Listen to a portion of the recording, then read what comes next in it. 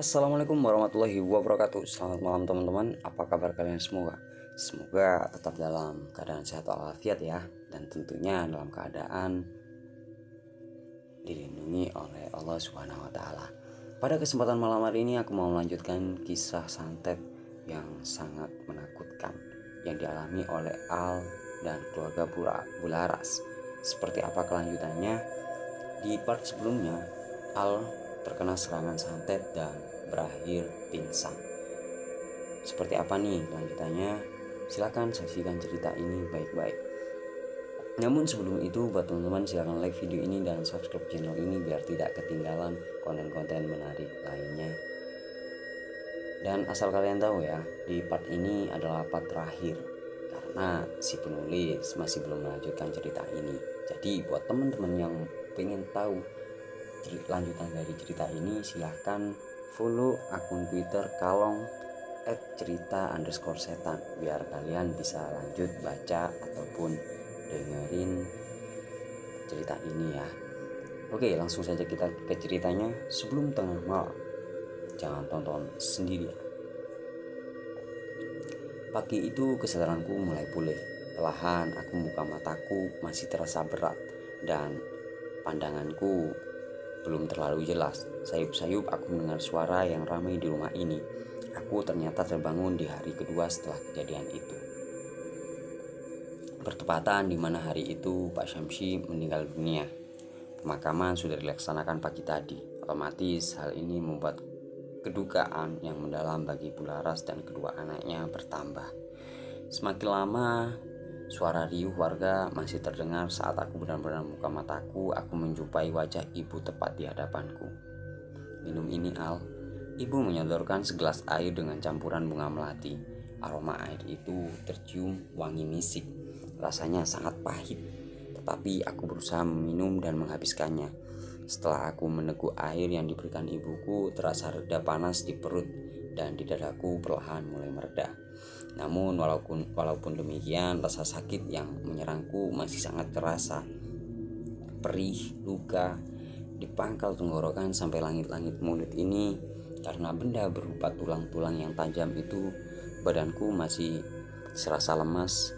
Tenaga benar-benar terkuras habis. Pak Samsi meninggal subuh tadi. Kamu memikirkan apa sampai bisa terkena sasaran teluk itu? Ibuku bertanya padaku seraya menjelaskan jika suami Bularas sudah berpulang. Aku hanya merasa iba saja melihat keluarga ini. Aku merasa tidak tega menyaksikan peristiwa yang dialami oleh Bularas juga Pak Samsi. Ditambah lagi kondisi anak-anaknya juga terlihat sangat ketakutan. Jawabku seraya terus menahan sakit. Kamu kan tahu pantangan dari ilmu ini. Kita dilarang iba dan berwelas asih, Le. Ucap ibu berusaha mengingatkanku dengan nada suara yang sedikit keras. Nggih Bu, maaf, aku sudah terlalu dengan rasa iba sampai lupa dengan pantangan itu. Aku berusaha tersenyum dan mengangguk bertanda bahwa aku mengerti. Tidak beberapa lama kemudian, beliau berpamitan keluar untuk menenangkan semua orang, terutama keluarga mendiang, temannya yang saat ini sangat butuh dukungan beliau. Sementara itu, aku hanya bisa tergeletak lemah tanpa bisa bangkit. Terasa aku bagaikan lumpuh. Tak bisa bergerak, aku hanya bisa bernapas dan berdoa. Hanya itu yang bisa aku lakukan saat ini. Tak terasa 2 hari telah berlalu tanpa bisa lihat apapun yang telah terjadi. Saat ketika tersadar, ternyata korban sudah bertambah lagi. Para gaib yang sudah dibuat sebelumnya bisa tembus oleh gempuran setan-setan kiriman dukun itu. Peperangan yang sangat mengerikan ini belum mencapai akhir. Situasi dan kondisi yang terjadi menimbulkan rasa takut ketika menyadari bahwa diriku pun tak punya daya untuk membendung ilmu hitam yang sakti. Tiba-tiba pintu kamar terbuka. Ketika aku membuka mata, terdengar langkah seorang yang berjalan mendekatiku. Perlahan aku mulai ke arah suara itu, tetapi karena kondisiku belum pulih, aku belum bisa melihat secara sempurna dan dengan jelas siapa orang yang masuk ke kamar. Jarak dipan dengan pintu sebenarnya tidak terlalu jauh, tetapi penglihatanku masih samar-samar menyebabkan aku tak mengenalinya. Bayangan itu terus mendekat dan perlahan mulai terlihat jelas. Sosok nenek tua berkulit keriput datang menghampiriku. Tatapannya terasa tajam walaupun hampir separuh matanya tertutup oleh kantung mata yang mengatuk. "Mbah Sareh," aku terkejut melihat sosok beliau kembali. "Nih, makan biar sehat, Bagas waras le." Beliau memberikan potongan kemenyan sebesar ujung kelingking anak kecil padaku. Mbah Sareh adalah salah satu nenek yang ditemui Mas Tikro di trik yang ada di bawah ini. Aku hanya bisa bengong dan terdiam karena aku sangat terkejut saat menyadari bahwa Mbah Sareh ternyata yang mengunjungiku. Perlahan aku membuka mulutku, lalu Mbah Sareh memasukkan benda tersebut. Benda itu sangat mudah masuk tanpa perlu kutelan. Tiba-tiba badanku serasa sangat dingin. Tangan beliau mengusap pelan dahiku yang membasah karena keringat. Rasa kantuk yang hebat tiba-tiba menyerangku. Sebelum mataku benar-benar kembali terpejam, samar-samar aku melihat sebuah senyuman yang sangat tulus. "Mbah Sareh," aku bergumam diri dan tertidur lagi sampai semua tak terlihat lagi. Setelah bertahun-tahun lamanya semenjak pertemuan aku dengan Nyai Sembrani di Bukit Sepungkruk, kini beliau hadir dengan wujud yang sama persis sebagai Mbah Sareh. Sosok itu tetap manjing padaku. Silaturahmi di antara kami ternyata tidak putus. Setelah sekian lama aku tertidur, akhirnya aku terbangun. Namun saat terbangun, seperti ada yang lain di tubuhku. Aku merasa sudah sangat sehat. Tenagaku sudah kembali pulih, bahkan terasa seakan tidak pernah terjadi apa-apa sebelumnya.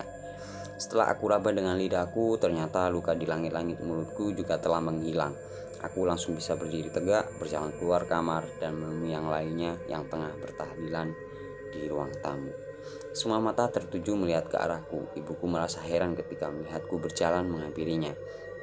Senyum hangat beliau terlihat menenangkan, seakan memaknai jika dirinya sudah paham apa yang tengah terjadi denganku. Hanya saja saat kuarahkan pandanganku ke keluarga Bularas, raut wajah-wajah kesedihan itu masih terlihat jelas pada mereka yang ditinggal oleh Pak Samsi. Saat aku melihat Bularas, ada untai senyum terpaksa muncul di sudut bibirnya. "Gimana Le, sudah baik kan?" Ibu bertanya kepadaku ketika aku sudah duduk di samping beliau. "Alhamdulillah Bu, sehat sekali sekarang. Itu Kodam yang datang memberikan obat buat kamu. Jangan lupa berterima kasih pada beliau yang sudah lama menjaga kamu selama ini," ujar ibu menjelaskan. Aku terdiam mendengar perkataan ibuku. Aku hanya merasa heran mendengar jawaban ibu. Ternyata aku baru menyadari bahwa begitu banyak penjaga diri ini tanpa terasa dan terlihat oleh mata. Mereka yang dahulu pernah hadir dalam perjalanan kehidupanku ternyata selama ini menjagaku. Bagai bayi yang terus mereka asuh dimanapun berada. Aku juga masih belum paham bagaimana cara berterima kasih kepada para penjaga itu, seperti yang diminta oleh ibuku. Aku bergabung dengan warga ikut membacakan doa agar arwah mendiang almarhum Pak Samsi. Setelah Isya, para warga pun berpamitan untuk kembali ke rumah mereka masing-masing. Setelah itu aku ikut duduk untuk ikut berkompromi.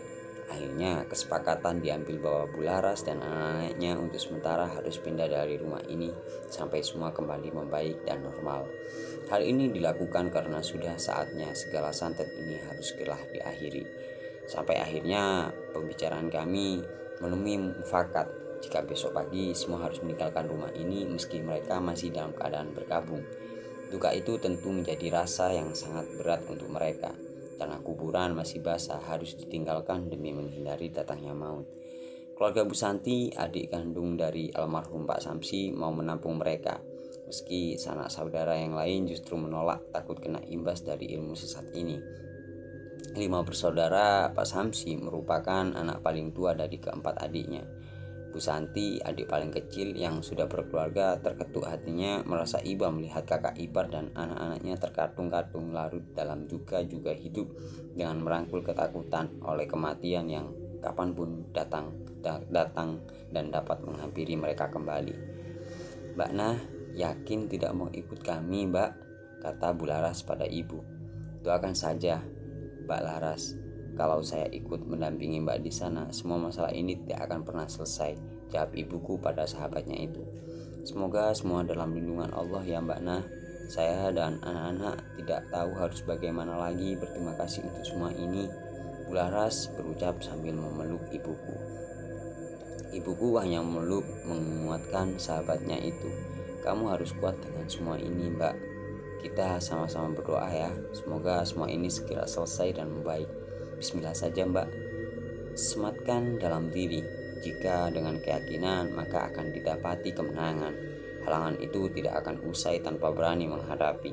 Langkah meski harus mati di jalan yang menjadi ketentuan kebenaran. Karena cerita ini baru dimulai. Jadi cerita ini pun masih panjang dan membutuhkan waktu yang lama. Oke, mungkin ini akhir dari cerita pada episode yang banyak banget. Jadi ada 5 part ya. Buat teman-teman nih, silahkan di like karena udah ada 5 part dan ini cukup bikin aku berpikir panjang, kira-kira akhirnya seperti apa nih. Buat teman-teman yang penasaran juga, silahkan follow akun Twitter Kalong @cerita_setan. Di sana ada ceritanya ya. Dan buat teman-teman juga nih, silahkan like video ini dan subscribe channel ini biar teman-teman tidak ketinggalan konten-konten menarik ini. Dan tentu saja dengan cara like dan subscribe, teman-teman berarti mensupport aku. Dan aku sangat butuh banget nih support dari teman-teman biar aku semangat kontennya. Oke?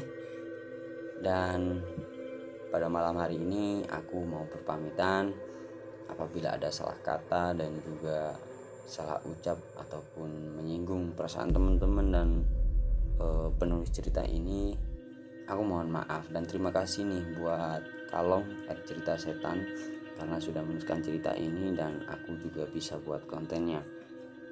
Mungkin itu saja, kurang lebihnya mohon maaf. Assalamualaikum warahmatullahi wabarakatuh. Jangan lupa